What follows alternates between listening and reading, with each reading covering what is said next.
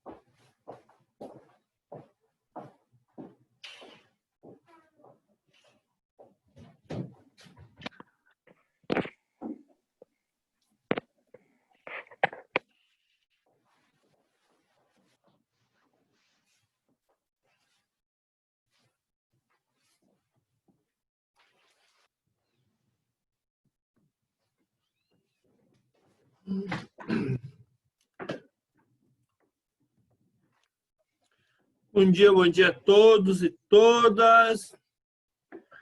Sofia, Gabriel, José. Sua alegria?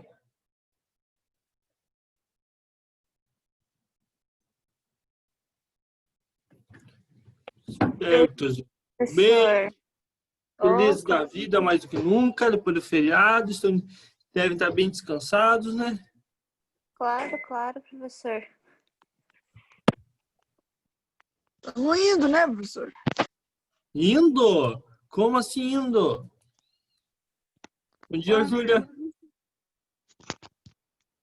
Bom dia, Mais professor. alguns segundinhos, você vai ver se mais algum aluno se junta a nós.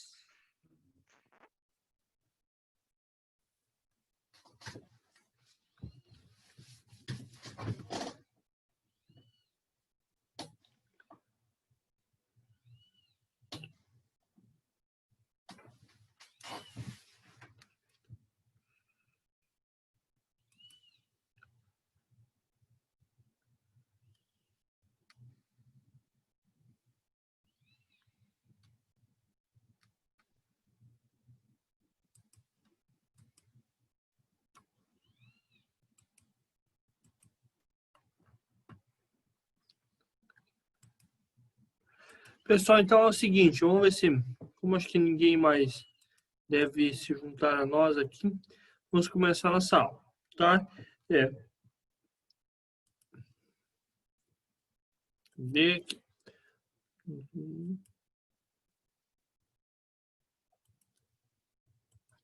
leis ponderais a gente vai falar hoje, tá? Pessoal, seguinte, Essas leis são leis que regem a química. Se me fale uma coisa, o que vocês estudaram em física até agora? Estudaram as leis de Newton? Sim. Sim. Lei da força e reação, tal. Então, assim, a química tem algumas leis também. Bem menos que a física. A física tem um monte de lei. Mas a química também tem algumas. Eu vou falar aqui de duas, vou falar de três. Mas a terceira é bem moleza. Moleza. Tá? Vamos falar de duas, depois de falar a terceira só vai passar mais a fim de curiosidade, já que nem a apostila de vocês tem, mas é bem tranquila. Então são leis ponderais. O que são leis ponderais? Essas leis, elas governam as reações químicas. São leis que dizem como a reação química vai ocorrer. Correto? Elas que vão explicitar o funcionamento. Tá? Como a gente vai explicar. A primeira delas, pessoal, então, ó, são leis, na prática, as leis ponderais, elas vão se relacionar relações entre massa de reagente e produto. Ou seja, quanto de cada reagente? O que é reagente? É a substância que eu começo na reação. E o produto é o que é o formado. Lembra que na aula passada eu falei, tinha um videozinho lá no Class que falava assim, olha, vamos pensar um bolo. O que vocês acham que pode ser nosso reagente na hora que a gente faz um bolo? A massa? A massa ali, o bolo, olha lá, ovo, a farinha de trigo, tudo aquilo ali são os nossos reagentes. E o produto é o bolo. Então, o que temos no começo são os reagentes. E o que temos no final é o bolo. As leis ponderais vão falar qual massa de ovo eu tenho que reagir com qual massa de farinha de trigo. Tá? As massas entre reagentes. E vão dizer para a gente qual é a massa de produto que vai ser formado aqui no nosso bolo. Então, olha, se eu partir de 100 gramas de trigo, lá no final eu vou ter qual massa de bolo? Qual vai ser a massa do bolo obtida? Tá? Então, as leis ponderais vão se tratar disso. Bom? A primeira delas, entre elas estão a lei de proporções definidas. São as duas leis que a gente vai trabalhar de forma importante. Eu vou falar da lei de volumétrica lá no final, mas é molezinha a lei volumétrica, tá? Mas é título de curiosidade. Primeira delas, eu vou falar para vocês a lei de Lavoisier. Lei de Lavoisier ou lei da conservação de massa. E o que vocês pensam que tem o nome conservação para vocês? Ficar guardado? Mais ou menos isso, né? Guardado ou mantido. A gente vai usar o termo mais mantido. Então, a lei de conservação de massa, a lei de Lavoisier, ela vai falar que a massa é mantida durante uma reação química. Historinhas à parte, está ali o Lavoisier. Antoine Laurent de Lavoisier era francês, certo? Isso, ele viveu em 1740, entre 1743 e 1794. Era muito inteligente, era um cara muito inteligente. Morreu, olha, com 51 anos. Aí eu pergunto para vocês, século XVIII, o que ocorreu de tão importante na França na segunda metade do século XVIII? Vamos ver se estão craques, estão prestando atenção na aula da professora Itamira. O que aconteceu lá?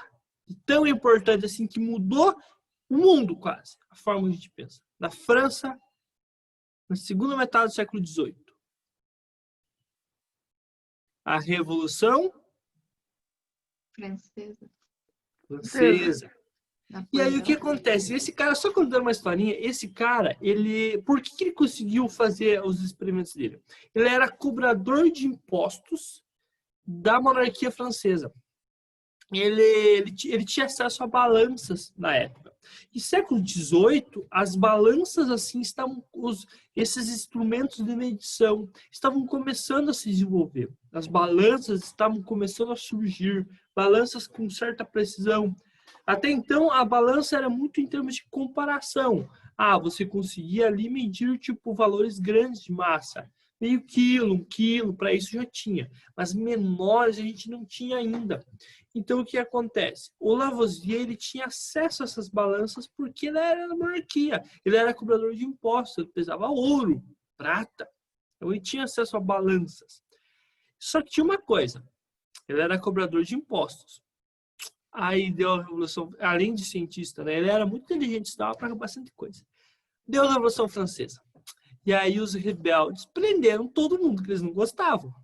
E aí eu pergunto para vocês, você acha que os rebeldes gostavam do cobrador de impostos ou não? Um pouco. Prenderam o Lavoisier. E ele foi condenado à forca como um monte de gente. E aí tinha um general que era amigo dele. E ficou com dó. Falou, putz, imagine meu amigo pendurado lá com as perninhas balançando até a morte. Não vai ser legal, coitado dele. Aí ele inventou um equipamento que propiciasse uma morte mais rápida ao Lavoisier. O sobrenome do general era Guilhotina. Então, Lavoisier, a guilhotina foi inventada por um general, por isso que foi o sobrenome dele, e foi inventado para matar o Lavoisier. Então, o problema do Lavoisier é que ele perdeu a cabeça, literalmente, tá? Na Revolução Francesa. Mas ele era um cara extremamente inteligente. Galera, a lei de Lavoisier, ela fala assim, a lei de conservação de massas é conhecida pelo enunciado. Na natureza, nada se cria, nada se perde, tudo se transforma. Esse é o enunciado mais conhecido da lei de Lavoisier. Então, olha, na natureza, nada se cria, nada se perde, tudo se transforma. O que o Lavoisier chegou à conclusão? Que, na prática, a gente tem uma reação química, a gente tem a transformação dos átomos, mas nada vai se perder. A massa vai se conservar. Veja que doido você pensar que quando você queima o carvão, vira fumaça e cinza, você apenas está transformando a matéria. Nada está se perdendo. Eles devem falar assim, professor, mas é um pouco óbvio isso. No século XVIII não era bem assim. Vamos pensar antes do século XVIII. Como explicar, por exemplo, que quando você queima, a massa diminui? Para onde que vai as coisas? Imaginou? Quando você queima, a massa diminui. E quando o metal enferruja, a massa dele aumenta. Veja só que estranho. Em algumas experiências, a massa diminuía. Em outras, a massa aumentava. Eles não entendiam o que estava acontecendo. E aí tinha teorias. Envolvendo a queima, por exemplo, tinha a teoria do flogístico. Quando você queimava, uma substância era liberada que era o flogístico. Tinha umas teorias. Essa teoria do flogístico tem variações e tal. Mas eles não entendiam. Até que esse cara conseguiu fazer os experimentos dele. Por que ele conseguiu fazer isso? Ele utilizava esse equipamento que é uma redoma. Tá? Nesse experimento, ele aquecia uma substância aqui dentro. Na prática, ele aqueceu um cloreto de mercúrio. E ele percebeu que aqui fora formava-se, na redoma, formava-se aqui embaixo um mercúrio líquido. E aqui formava um vapor de cloro. E ele medindo essas massas, ele viu que a massa não se alterava. Então, ele falou assim, olha, então realizou experimentos com reações químicas usando balanças de alta precisão para a época. Um dos experimentos consistia, resumidamente, em colocar mercúrio metálico a uma redoma que foi então aquecida. Tá? Nesse procedimento, o mercúrio reagiu com o oxigênio do ar e formou um produto com o óxido de mercúrio. Então, ele reagiu aqui, na verdade, mercúrio com ar formou óxido de mercúrio. Ele mediu a reação diversas vezes e viu que sempre a massa se mantinha. O que ele notou? Se eu faço a reação química em ambiente fechado, ou seja, fechadinho, a massa se conserva. A massa inicial é igual à massa final. As substâncias mudam, mas a massa continua a mesma. O que eu estou falando com vocês? Falando para vocês, então. Se vocês pegarem a massa do carvão da churrasqueira, mais a massa do oxigênio, pesarem, ela vai ser igual à massa que você tiver quando você queimar o carvão. Ou seja, a cinza e a fumaça. Beleza? A massa sempre vai se conservar. Então, Lavoisier mostrou, pessoal, que pesando as massas de todas as substâncias envolvidas no início e no final da reação, não tem ganho ou perca. Então, o que ele percebeu? Por que quando uma coisa enferruja, a massa aumenta? é que substâncias do ar se ligam ao metal. Por isso que a massa aumenta. Por que quando você queima o carvão, a massa diminui? Ou quando você faz um bolo. Se você pesar um bolo, por exemplo, a massa do bolo, e depois que você assar, você vai perceber que a massa diminui também. Porque a reação não está feita em ambiente fechado. Se vocês fizerem em ambiente fechado, a massa vai se continuar sendo a mesma. Tá? Então, desse modo, chegou à seguinte conclusão. No interior de um recipiente fechado, a massa total não varia, quaisquer que sejam as transformações que venham ocorrendo. Então, olha, se você for fazer nós podíamos fazer um bolo, né, nessa aula. Você ia fazer a massa e ia pesar, onde que desse 500 gramas.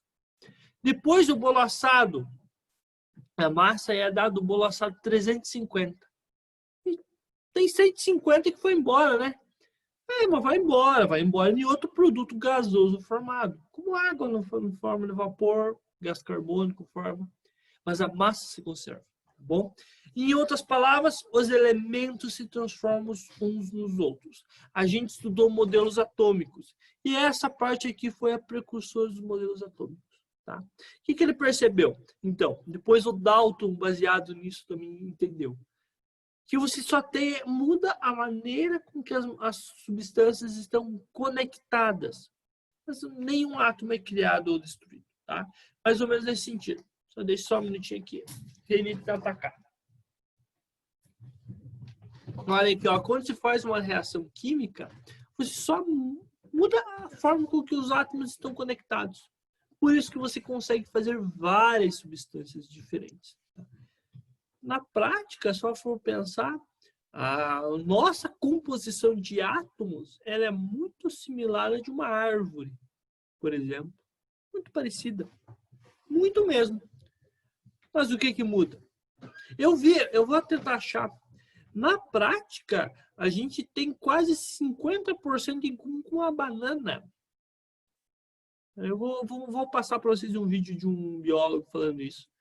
A gente tem qualquer ser vivo do planeta tem quase mais de 50% em comum com a gente. Porque é só o que muda? A maneira com que os átomos estão conectados. Tá bom? Beleza, pessoal? Quem falou isso foi o de Lavoisier. Tá? Então ele percebeu isso, olha. Na natureza, nada se cria, nada se perde, tudo se transforma. Pessoal, o que ele está dizendo com isso também, então? As substâncias presentes no início de uma reação reagem, mas os elementos que... Só deixa eu ver o que está escrito aqui. Que as constituem, se reorganizam e formam novas substâncias. Tá? Por isso, a massa total não mudou. Eu não vou chegar a mostrar as reações químicas aqui, tá? Mas o que ocorre é isso, então. Quando você reage, faz uma reação química, só está mudando a maneira com que as substâncias estão conectadas. Tá? Mudei a forma que elas estão conectadas e eu formo uma nova substância. Imagine, pessoal, que cada substância aqui é como se eu pegasse dois ou mais legos aqui, dois mais bloquinhos aqui, e conectasse eles. É uma nova substância gerada. Ah, eu conectei de uma maneira diferente, eu tenho uma nova substância. Ou usei mais de um bloquinho. Já ouviram falar de ozônio, pessoal? Ozônio. Lá na camada de ozônio, né? Ele é muito similar ao oxigênio que a gente precisa para respirar. Muito similar. Só que tem uma diferença. O ozônio mata a gente. Os dois são formados por oxigênio, por átomos de oxigênio. Mas o oxigênio é vital para a nossa vida. Se a gente morre. E o ozônio é importante para proteger contra os raios solares. Só que o ozônio está lá em cima, o oxigênio está aqui embaixo. Então você precisa dele. Tá? Então a maneira com que os átomos estão conectados, ou a quantidade deles, é como se fossem esses bloquinhos aí conectados. Tá? Beleza? Pessoal, tudo certinho até aqui? Alguma dúvida? Estão muito quietinhos para segunda-feira. Professor, eu consegui entrar. Estou muito feliz pela sua presença, viu, Vitória? Assim como todos ali. Estou vendo o Gabriel Gessé, Tô vendo o Gabriel, desculpa, o Gustavo Vicente também, além da Manu que tava, a Lavínia, a Beatriz, a Isa, a Marina, a Amanda. Tô feliz pela presença de cada um de vocês aqui, tá? Cauana, quem mais que eu vi aqui que tava? A Sofia. Galera, as substâncias presentes nisso reais, mas os elementos, isso que eu já falei. Por isso a massa total não muda. Outro experimento realizado foi a calcinação. Calcinação é queima, tá? De metais que em um sistema aberto formam óxidos e aumentam a massa. Tá? Esse experimento é bem simples de fazer. Eu já falei pro colégio comprar uma balança decente, que é a nossa balança do colégio lá, meu Deus do céu. É fácil fazer esse experimento aqui. Você pega Bombril e pesa um chumaço de Bombril. Pesa. Anota o valor. Coloca uma etiquetinha. Aí você pega o Bombril e molha ele. É mais fácil molhar ou nem molha e deixa no ar, mas leva muito tempo. Se você deixar um tempo um Bombril no ar, você vai perceber, e pesar depois, vai perceber que a massa aumenta. Ah, professor, como assim? O Bombril. Tá? Dá para fazer com prego, mas é muito lento. Mais fácil o Bombril. Se você deixar ele em contato com o ar, a massa dele aumenta. Se você molhar, então aumenta mais rápido ainda. Tá? Aumenta. Por quê? Porque formam outras substâncias ali. Sofrem reações químicas. E a massa aumenta. Tá? Por quê? Porque ele reage com o ar. Por isso que a massa dele vai aumentar. Mas assim, vai a lei de Lavoisier. Na natureza nada se cria, tudo se perde, tudo se transforma. Ou em outras palavras, que a lei mais bonitinha de Lavoisier, em palavras mais bonitas, é: em um recipiente fechado, a soma das massas dos reagentes é igual à soma das massas dos produtos. Belezinha, pessoal? Exemplo aqui, ó. Hidrogênio mais oxigênio que forma a nossa água. Temos essa reação química. Se 4 gramas de hidrogênio reage com 32 de oxigênio, a massa formada de água tem que ser 36. Por quê? A soma das massas dos reagentes igual à massa dos produtos. Pegaram, pessoal? Se eu somar a massa dos reagentes, é igual à massa do meu produto. Ok? Certinho? Consegue fazer essa continha? Olha o segundo caso aqui, ó. Magnésio mais oxigênio formando óxido de magnésio. 24 gramas de magnésio mais 16 de oxigênio. 24 mais 16 igual a 40, que é exatamente a massa de produto formado. Sempre que eu somar a massa dos reagentes, vai ser igual à massa do produto formado. Ok, pessoal? Dúvidas até aqui? Bom dia, Cauã.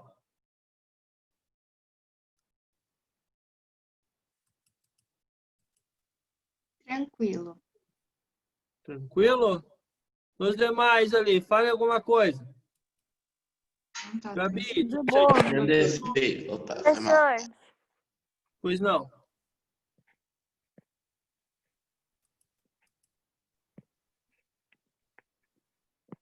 Então lá.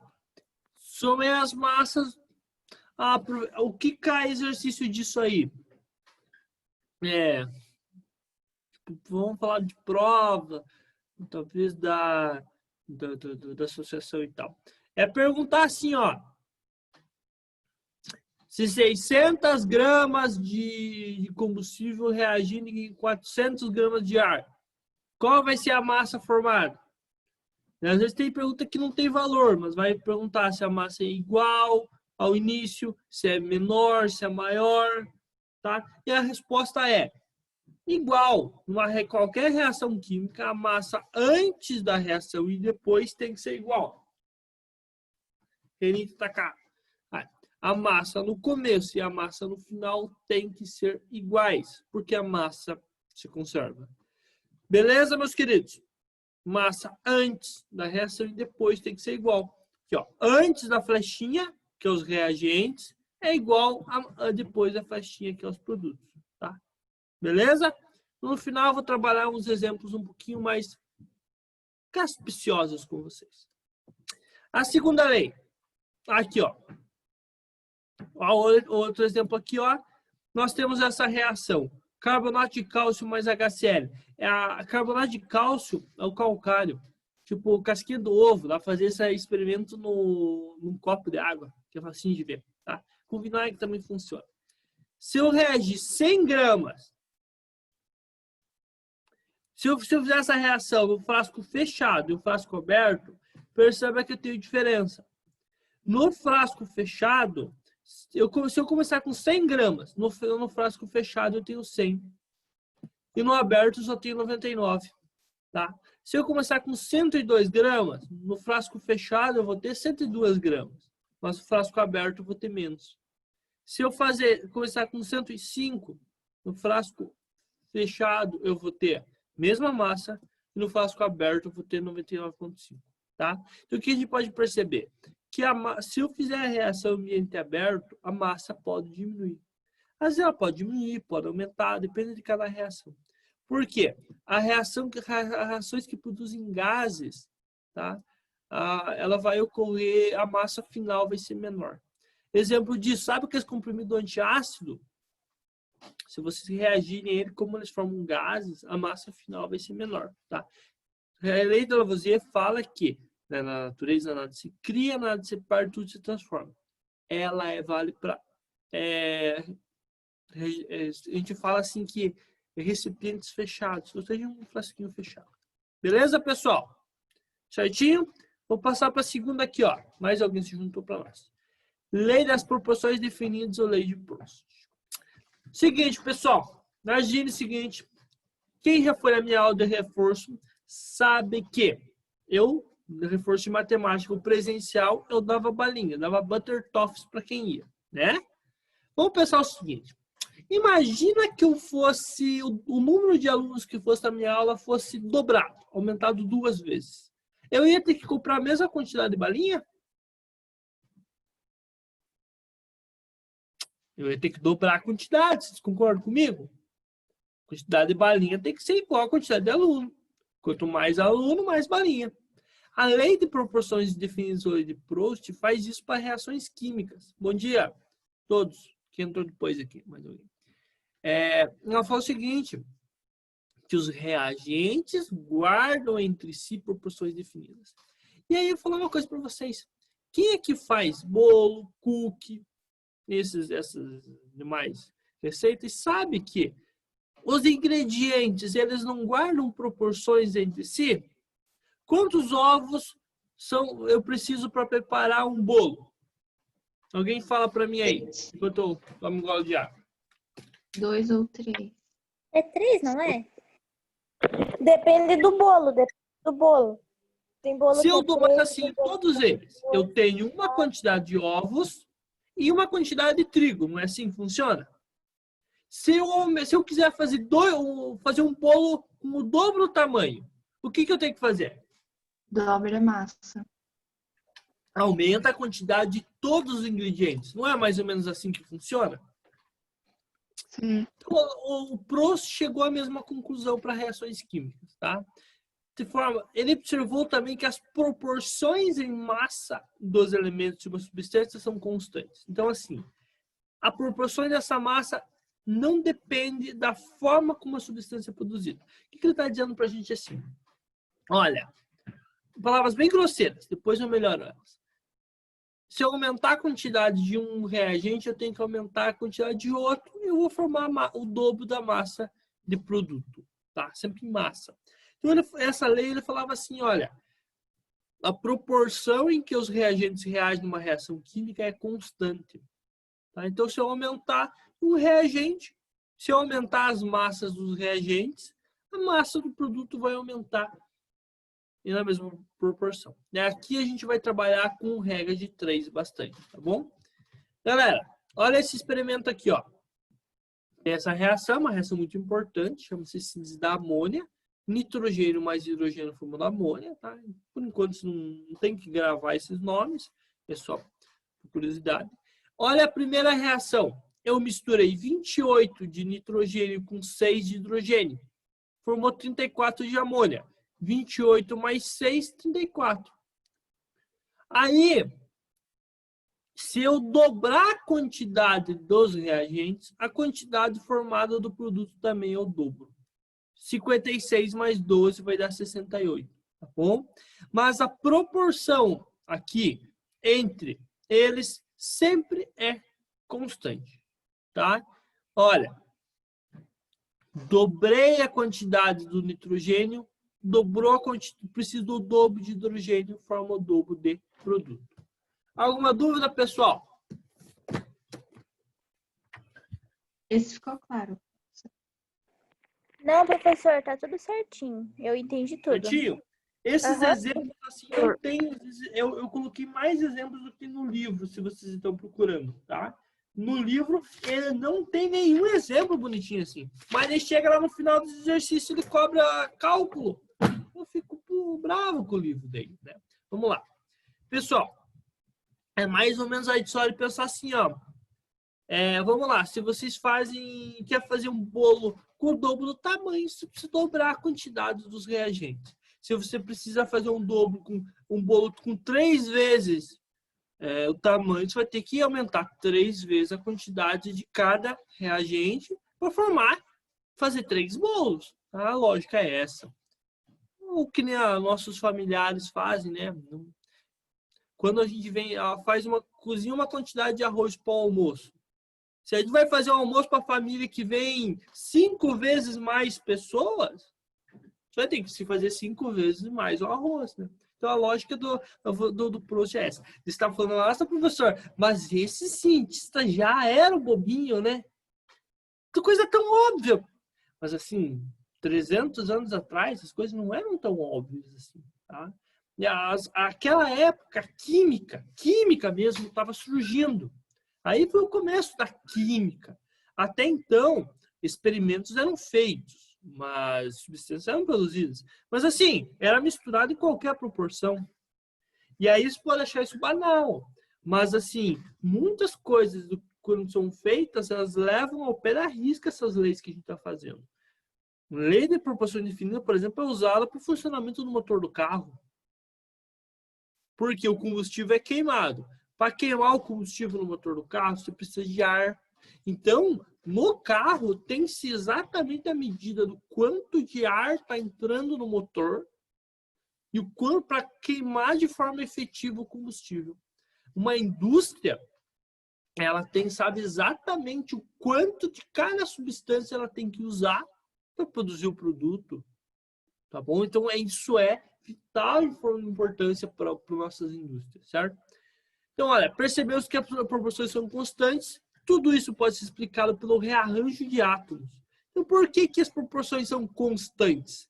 Porque quando eu dobro a massa, eu dobro a quantidade de átomos de cada substância, tá? Então, quando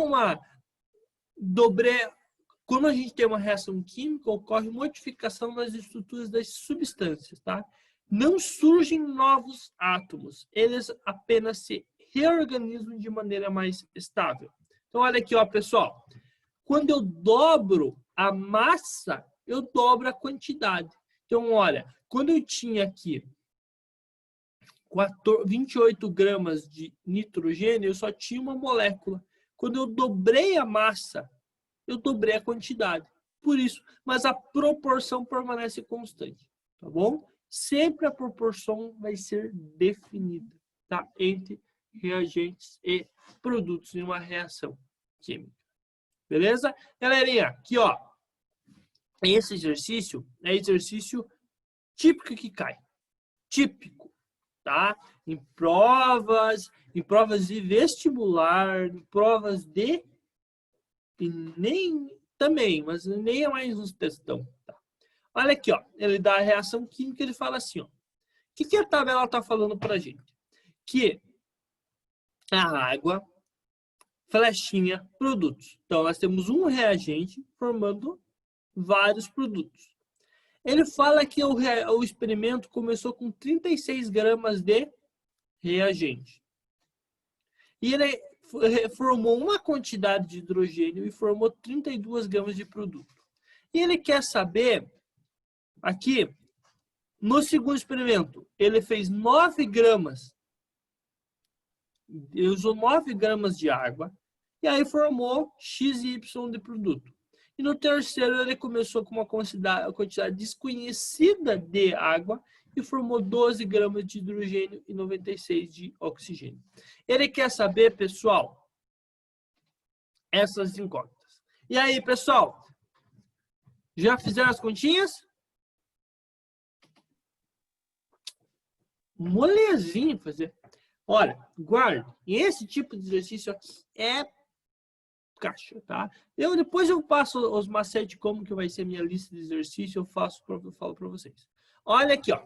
Esse slide tá lá no e-class, então depois vocês vão poder revisar ele bonitinho, tá? Já tá lá nos slides. Olha aqui como que é a moleza. Preste bem atenção, tá? Olha, foco aqui, que depois vocês vão querer me dar um beijo de tão facinho que é fazer esse exercício. Agora não pode beijo, né? Vamos lá. Primeiro caso. O W. Como que a gente acha o valor de W? Vocês lembram da lei de Lavoisier? A soma das massas dos reagentes é igual à massa dos produtos.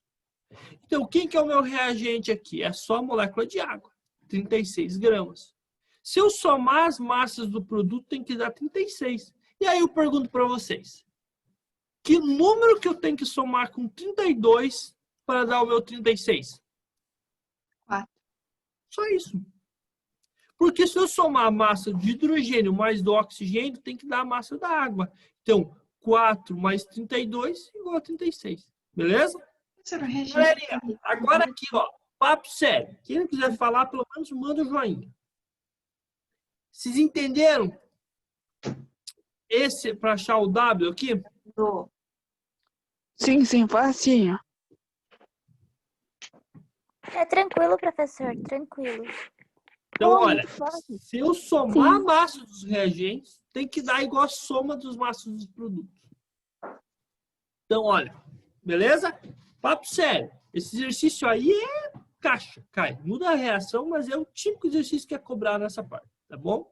Então, vamos lá. Outro exemplo aqui, só deixa eu ver para ter uma noção do horário. Nós temos tempo. Aí, o seguinte. Aí tem mais de uma maneira da gente descobrir aqui. Ou do outro, a outra parte da continha. Só deixa eu ver aqui um minutinho. Tem a outra parte aqui, ó. Então, o W, a gente achou que é 4. Deixa eu ver. Tá. A outra parte aqui, para achar o X e o Y, tem mais de um jeito, tá? Tem por regra de 3, que eu vou mostrar para vocês, já mostro. Mas em alguns casos a gente consegue resolver sem regra de 3, que é mais rapidinho, tá? Vamos lá. Galera, olha aqui o meu reagente. Entre o primeiro e o segundo experimento. O primeiro experimento eu comecei com 36 gramas de água. O segundo eu comecei com 9. 36 dividido por 9. Quantas vezes eu diminui a massa? Todo mundo concorda que 36 por 9 é igual a 4? Então, eu diminui a massa quantas vezes? 4 vezes. Se aqui eu comecei com 4, se eu dividir com 4 por 4, eu tenho um valor de X. Que eu diminuo 4 vezes, tá? E a massa de oxigênio eu também diminuo e vou diminuir 4 vezes. Eu posso fazer por regra de 3 isso? Posso, como eu vou mostrar. Tá? Mas olha, a massa do hidrogênio vai diminuir. Se do meu reagente diminuir 4 vezes, do meu produto, hidrogênio também vai diminuir 4 vezes e do oxigênio também vai diminuir 4 vezes. 4 dividido por 4, 1. Então, x igual a 1. 32 dividido por 4, 8. Y igual a 8. Tá? Galerinha, eu vi uma expressão de dúvida em alguns rostinhos. Mais confuso um pouquinho lei de Proust? Tá. Vamos lá. Outra maneira de fazer isso, que é a maneira que, assim, na prática, é a maneira que a gente mais vai usar. Só deixa eu mostrar aqui, ó. Cadê meu quadro branquinho? Branquinho, cadê aqui? Vamos lá. No primeiro experimento, eu tinha que eram 36 gramas. Nossa, meu mouse mexeu. 36 gramas de água. Formou 4 gramas do primeiro produto, mais 32 do segundo. Tá? Então, aqui era H2O, H2,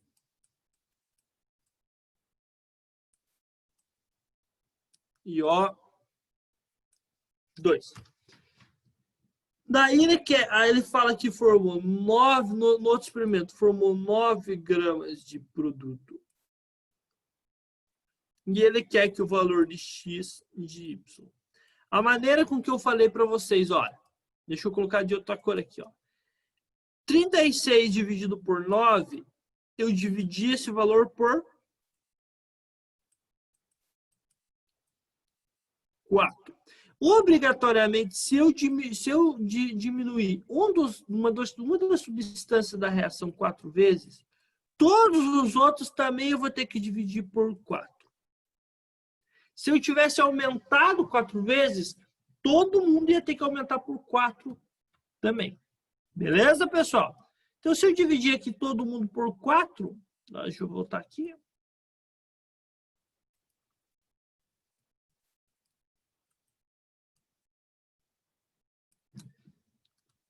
4 dividido por 4 dá 1. 32 dividido por 4 dá 8.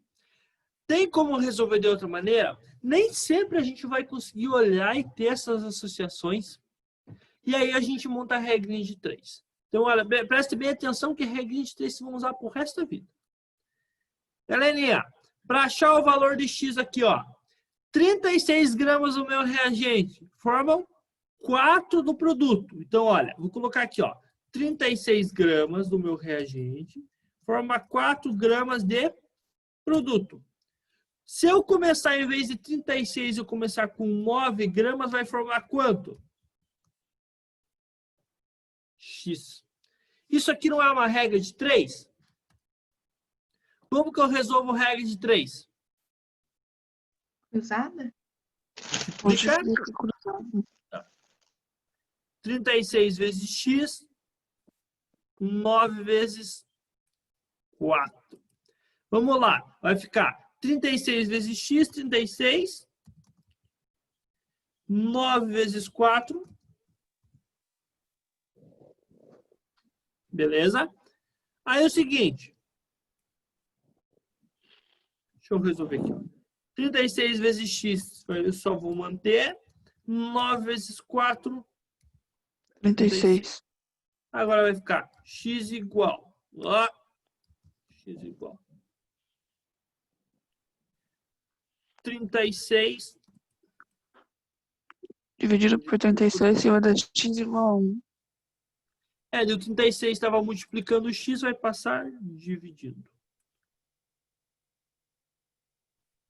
X igual a 1. Beleza?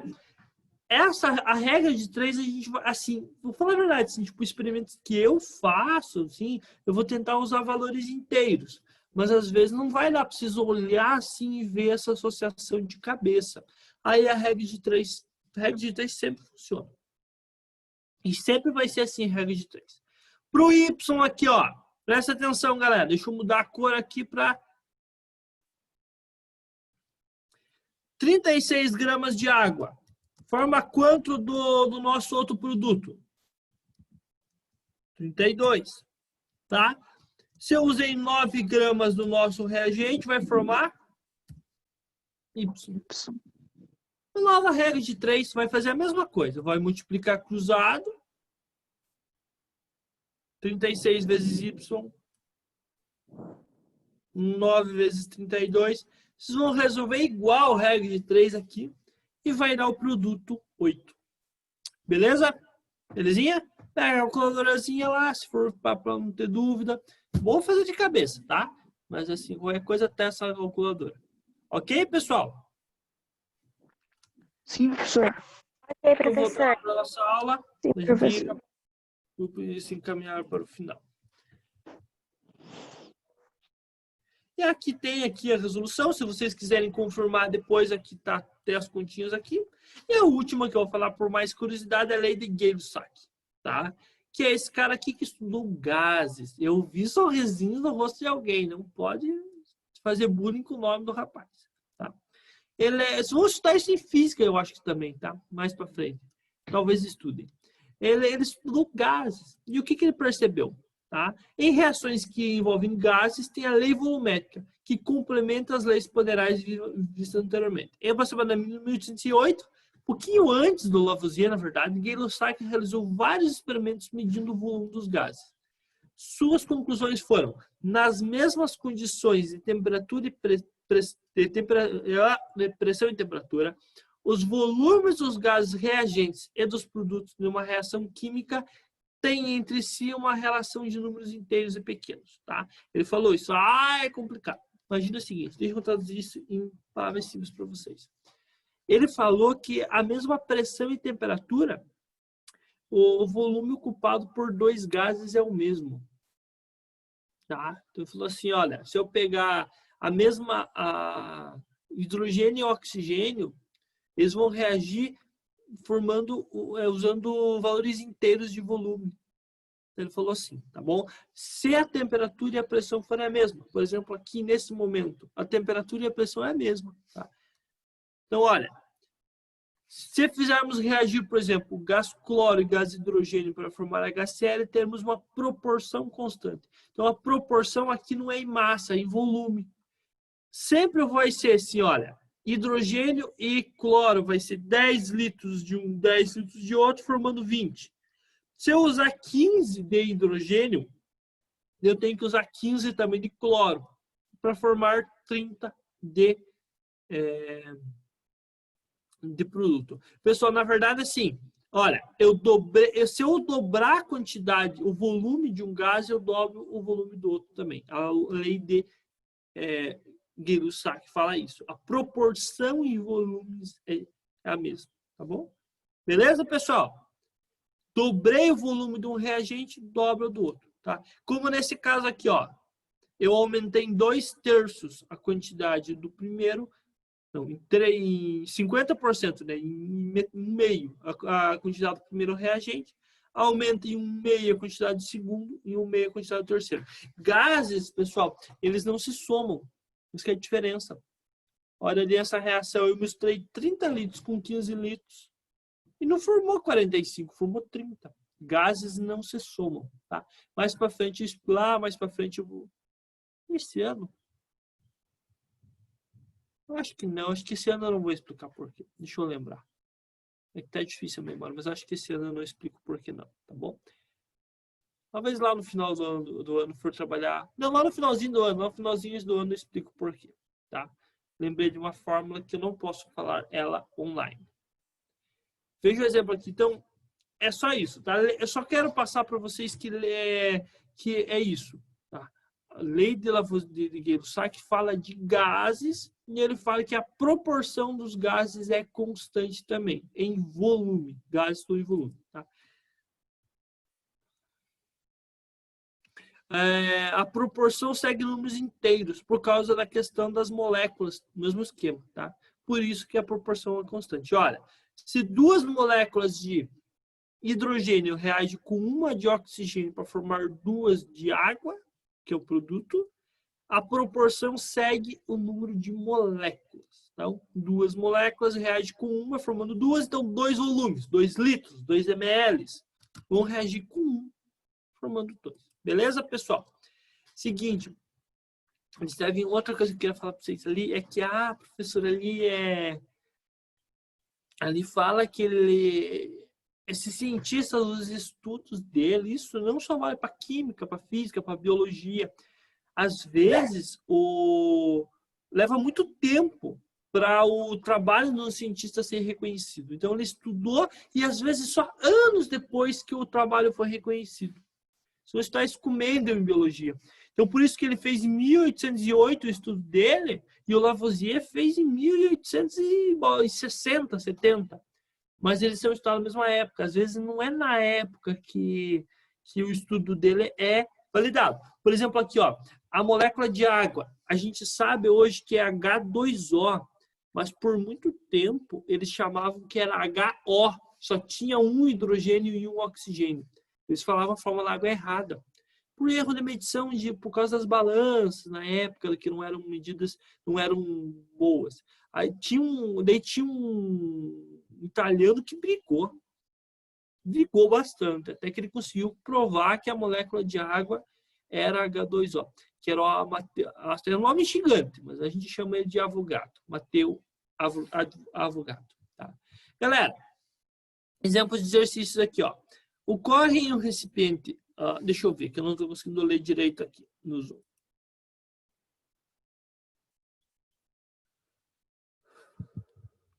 Deixa eu tirar aqui, vamos lá.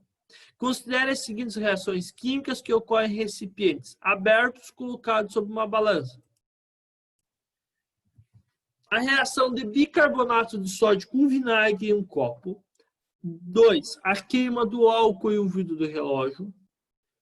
3. Enferrujamento de um prego colocado sobre um vidro do relógio. 4. Dissolução de um comprimido efervescente em um copo de água. Em todos os exemplos, durante a reação química, a balança indicará uma diminuição da massa contida no recipiente. Exceto em qual experimento, pessoal? A3. Exato, a 3. A 3 você tem um aumento da massa. Todos os outros você tem desprendimento de gases. Quando tiver desprendimento de gases, a massa vai diminuir, tá bom? É bem legal fazer o experimento com o ovo nesse sentido. O ovo é carbonato de cálcio. Se você coloca um ovo no vinagre, você percebe as bolinhas se formando. Tá? Se você colocar bombril também no vinagre, é mais lento, você consegue ver as bolinhas se formando. Tá? E o gás que sai é explosivo, então não dá para prender numa bexiga. Vamos um dia fazer, vamos prender na bexiga. Gás hidrogênio é explosivo. Vamos fazer isso. Então, 3. Galerinha, quando 96 gramas de ozônio se transformam completamente a massa... deixa eu não estou vendo direito. Transformam completamente a massa de oxigênio comum produzida igual a quanto? 96 gramas de ozônio reagem formando oxigênio. Qual vai ser a massa formada, pessoal? Responda para mim sem dúvidas, não pode nem piscar.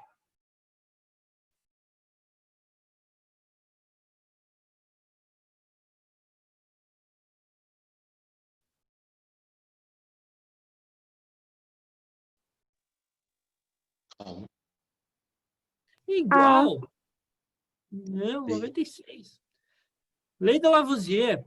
A soma das massas dos reagentes é igual à massa do produto. Se eu comecei com 96 gramas de reagente, no final tem que ter a mesma quantidade. Beleza, galera?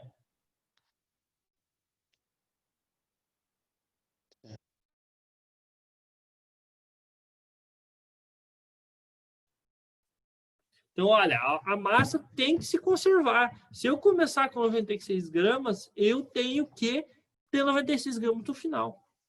E nesse último aqui, é o último exemplo, pessoal. Eu não estou conseguindo ler então aqui. O cálculo tal. O cálcio reage com oxigênio produzindo o óxido de cálcio, mais conhecido como cal virgem. Foram realizados 2 experimentos cujos dados estão alistados na tabela a seguir de forma incompleta. Então aqui, ó, na primeira experiência, eu reagi 40 gramas de cálcio com uma quantidade desconhecida de oxigênio e formou 56 gramas de cal virgem. No segundo, eu reagi uma quantidade desconhecida de cálcio com 32 gramas de oxigênio e formou uma quantidade desconhecida de cal virgem. Aí ele quer saber os valores de X, Y e Z. Galerinha, como que eu sei aqui, ó? O valor de X é muito simples de achar. Concordam comigo? Sim. Por quê? Se eu somar a massa dos reagentes, eu tenho que ter igual a massa do produto. Só isso, tá? Qual o valor que eu tenho que somar com 40 para dar 56? 16. 16. Quem ia perguntar? 16, né? Só somar isso, beleza? Aí, os outros, o valor de Y e de Z dá para fazer por raciocínio lógico, Dá. Dá para fazer também por regra de 3. Se x aqui vale 16, 16 para 32. 16. Quantas vezes eu aumentei? 16. 16 para 32 é o dobro, é 2 vezes, 2, certo? Então, a quantidade do nosso oxigênio aqui foi dobrada 2 vezes. Então, dos outros produtos tem que ser dobrada também. 40 vezes 2 dá 80 e 56 vezes 2 dá 112, tá? Beleza? Aqui, pessoal, dá para fazer por regra de 3 também. 46 reais com 40 reais com 16, Y reais com 32. Faz por regra de 3 que dá um... resolve bonitinho também. Belezinha? Belezinha? Aqui, lei volumétrica, pessoal. Estava esquecendo dele aqui. Qual o volume de oxigênio produzido a partir de 12 litros do nosso reagente? Então, aqui nós temos o reagente formando o produto. Ele quer saber quanto... Se eu usar 12 litros do nosso reagente, quanto de produto vai ser formado? Aí, uma macetezinha para você, assim, ó, bem tranquilo. Tá vendo esse número aqui na frente? Ele fala assim, ó, que se eu reagir 2 litros, forma 5. Só olhar. Se eu usar 12, vai formar? Faz a regra de 3. Tá aqui, ó. 2 litros forma 5, 12 forma X. Belezinha? 2 litros forma 5, 12 forma... Como é que chega em 12? Não entendi. Faz a regra de 3, vai dar 30. Beleza? Suci? Ah, sim. Galerinha, deixa eu fazer mais um exemplo para vocês, eu prometo que libero vocês, tá? Que é do vídeo que tá lá no E-Class. Quem assistiu o vídeo lá do E-Class? Alguém assistiu? Não. Não, tem um videozinho lá no E-Class. Toda aula eu tenho que colocar. Depois eu tenho que contar um segredo para vocês também, tá? Mas é coisinha rápida. Ah, Segredos. coração Posso aberto. confiar em vocês, né? Lá no vídeo do E-Class, fala assim, ó. Que nós temos uma coisa chamada balanceamento de reações químicas.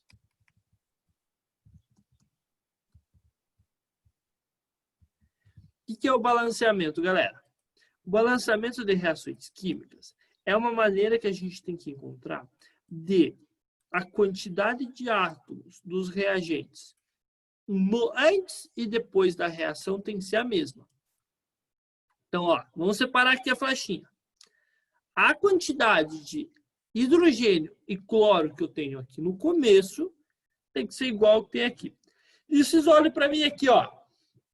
A quantidade é igual nos reagentes e nos produtos? Dos dois tipos de átomos? Sim. Sim? Vamos fazer uma continha aqui, ó. Quantos átomos de hidrogênio nós temos aqui? E quantos que nós temos aqui? A quantidade é igual? Sim. Não? Quantos hidrogênios temos aqui? Quantos H, pessoal? Olha aqui, ó. Aqui nós temos 2. E aqui eu tenho só quantos? 1. Tá igual? Tá. Não. Quantos cloro? Aqui nós temos. 2. E desse lado. 1. Nossa, não tem nada aqui, quer dizer que tem 1. E agora, pessoal, o que a gente faz? O que a lei de Lavoisier fala? Na natureza nada se cria, nada se perde, tudo se transforma. A gente tem que encontrar um jeito da quantidade ficar igual dos dois lados. Então, como é que a gente faz? Vem aqui na frente e multiplica por 2. Beleza? Quando eu multiplico por 2, eu multiplico a molécula de HCl inteira aqui por 2. Tá bom? Vocês ficarem com o mesmo número agora do eu tenho? lado, né? Oi? Por favor. Nada não. Repita. Então, olha. Agora eu não vou ter mais um hidrogênio. Eu vou ter 2 vezes 1. 2. E o cloro eu vou multiplicar por 2 também. Não fiquei com a mesma quantidade de um lado da reação e a mesma quantidade do outro? Sim. Certinho agora. Agora vamos lá. Sem timidez, galera.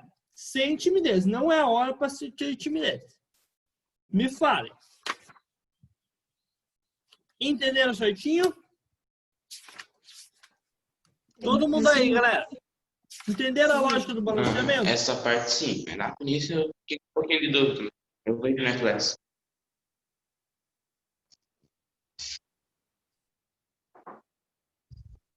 Só um minutinho aqui.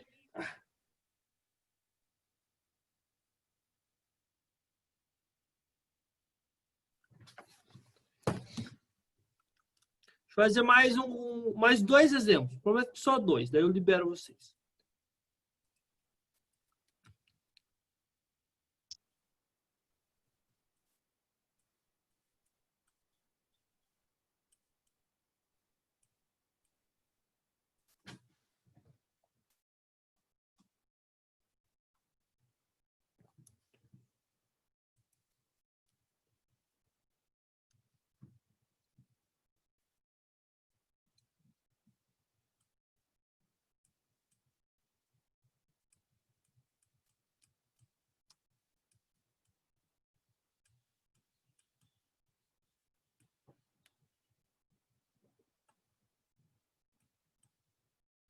Seguinte, pessoal, deixa eu passar um macete para vocês. Preparados para passar o macete para vocês? O meu macete é isso aqui, ó.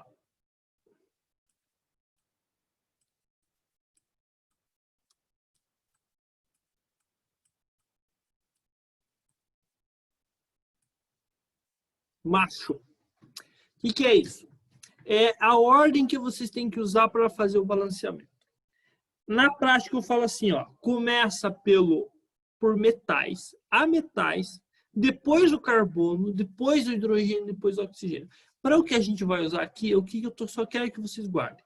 Deixa oxigênio sempre por último. Sempre por último, na hora de balancear. Na hora que a gente vai fazer o balanceamento, a gente vai começar vai ter que escolher um elemento para a gente começar. Deixa o oxigênio por último. Ele é o que dá mais confusão. Tá bom? Mas assim, a ordem que vocês vão encontrar se vocês pesquisarem. Começa quando a reação é muito grande. Que aqui é a reação que eu vou trabalhar com vocês é pequenininho. Não tem por que a gente complicar, né? Não é verdade? Mas assim, tem reações complicadas, grandonas. Aí você começa pelos metais, depois você vai para os ametais, depois para o carbono, depois o hidrogênio para o oxigênio. Sempre deixa o oxigênio por último. Combinado assim? Ele é o mais chatinho da gente balancear. Galerinha, presta atenção aqui, ó. Vamos aqui, ó, separar. Separa na flechinha. Quantos átomos de P nós temos aqui como reagente? 4. E como produto?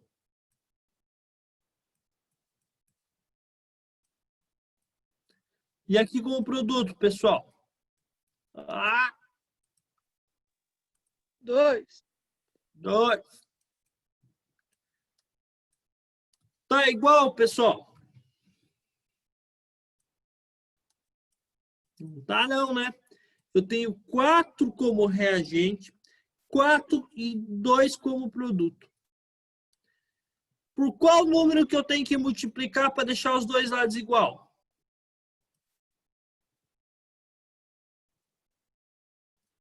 Tem que multiplicar aqui por 2. Quando eu multiplico aqui por 2, eu vou ter 2 vezes 2 dá?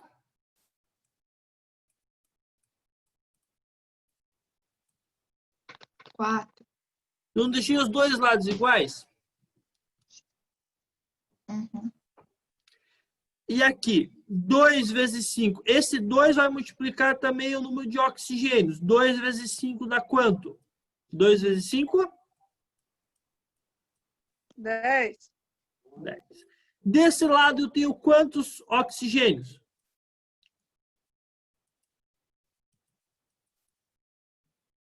2. 2. 2. Eu tenho que deixar com 10. 10. Por qual número eu tenho que multiplicar o 2 para ficar 10? 5.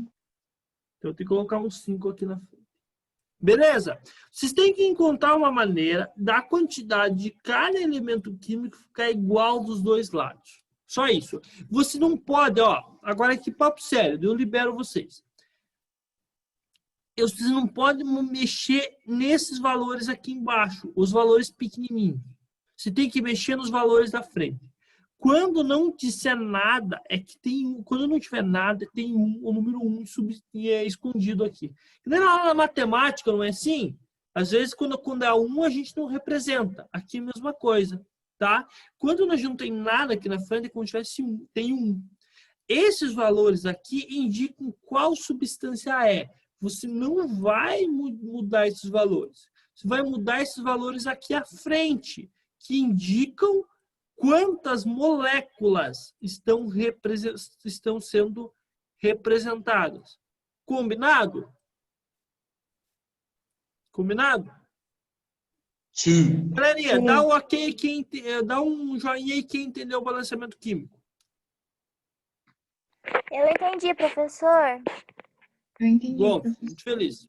Cauana, Lavínia, Bruno, Beatriz, Thiago, Vitória, certinho? Tá? Então, olha, pessoal, só deixa eu contar mais uma coisinha para vocês, que é o segredo que eu prometi. Prometi. Só um minutinho.